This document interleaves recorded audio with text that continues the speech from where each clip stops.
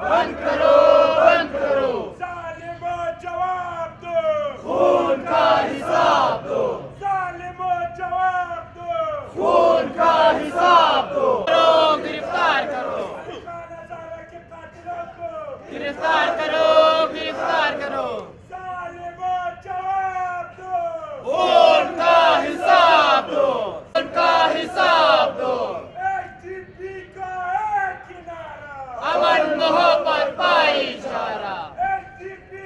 कोयटा के शहरियों, जिस तरह आपको मालूम है कि कल हुकूमत के मुंह पर एक तमाचा है, क्योंकि आए दिन 10 साल से जारी है।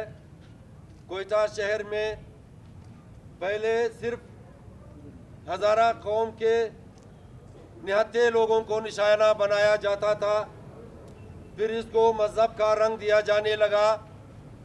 उसके बाद हम देखते हैं कि गुज़श्ता कुछ अरसे में कोयटे का कोई शहरी, कोई तबका इस दहशतगर्दी से महफूज नहीं है। हमारे कोरिलेशन गवर्नमेंट के चहीते वज़ीर आला ड्रामाबाजी के मामले में माहिर है। वो रोज़ाना कोई न कोई ड्रामाबाजी करके अवाम की आंखों में धूल झोंकने की नाकाम कोशिश करते हैं।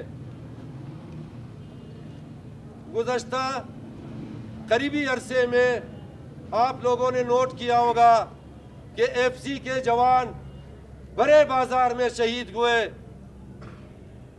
वो एफसी जो दिन रात इस अवाम की हिफाजत के लिए अपनी नींद, अपना घर बार, अपना सब कुछ कुर्बान करते हैं, उनके कातिल अभी तक गिरफ्तार नहीं हुए। SBK कॉलेज के पास और गोलीमार चौक में यके बाद दीगरे 2 पुलिस वालों को निहायत बेदर्दी से कत्ल किया गया, जबकि आसपास हिफाजती हिसार चारों तरफ मौजूद होने के बावजूद उनके कातिल जादू की तरह गायब हो गए। और हमारे हुकूमत के वो नुमाइंदे जो अवामी वाकई तौर पर अवामी नुमाइंदे नहीं हैं, वो चोर दरवाजे से आए हैं। वो कभी अमेरिका के चक्कर लगाते हैं, कभी ऑस्ट्रेलिया के चक्कर लगाते हैं। वो अवाम की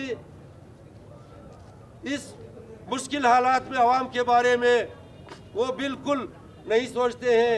न उनका कोई प्लान है, न वो عوام کے بارے میں آج تک کوئی مثبت اقدام کرنے میں کامیاب رہے ہیں۔ ہمیں افسوس اس بات کا ہے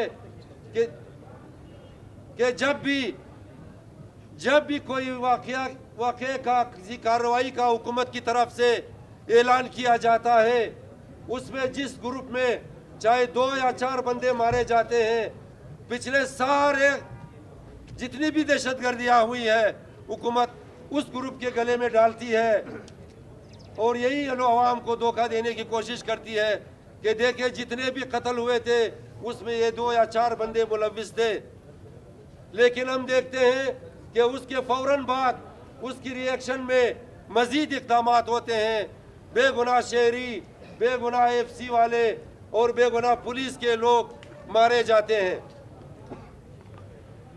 ہمارا یہ پہلے سے مطالبہ تھا ہزارہ ڈیموکریٹک پارٹی کا کہ حکومت ہمسایوں کے ساتھ اپنے تعلقات مستقل بنیادوں پر استوار کرے اور عوام کو اس دہشت گردی سے نجات دلائے۔